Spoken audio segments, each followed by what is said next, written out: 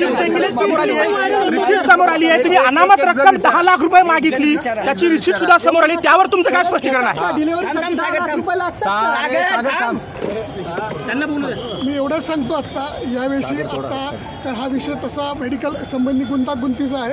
आता पूर्ण माहिती दिनांक उघडण्याची शासनाला गेलेली आहे, त्याच्यानंतर आम्ही तुम्हाला योग्य ते निवेदन. 10 लाख रुपयाची तुम्ही मागणी केली होती का?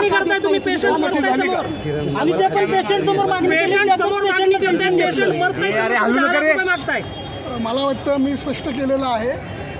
तुम्ही 10 लाख रुपया संदर्भात काही बोलत नाही, तुम्ही तेच सांगता स्पष्ट आणि आमच्या सरळ आणि थेट स्पष्ट आहे. 2.5 ते 3 लाख रुपये देण्याची त्यांची तयारी होती. असं असताना देखील तुम्ही 10 लाख रुपये मागितले, त्यांच्याकडे 10 लाख रुपये नव्हते, त्यामुळे रुग्णाला दुसरीकडे शिफ्ट करावं लागलं आणि त्यामुळे हा संपूर्ण प्रकार घडला असा आरोप केला जातो. मी आता परत हेच स्पष्ट करतो की जी माहिती आलेली आहे ती दिशाभूल करणारी अर्धवट आलेली आहे.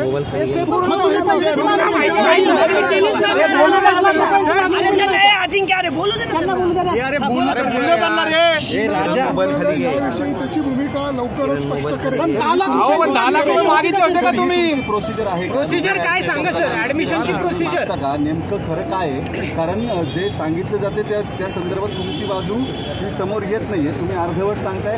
आरोप 10 लाख रुपयाचा. प्रोसिजर काय, किती पैसे आपण रुग्ण घेतले जातात? स्टँडर्ड प्रोसिजर सांगा सर. मी आता एवढंच सांगतो तुम्हाला, तुमच्या ज्या शंका आहेत, जे तुमचे प्रश्न आहेत ह्याच्याविषयी आमची योग्य ती भूमिका जी आहे ती लवकरच स्पष्ट. कधी करणार?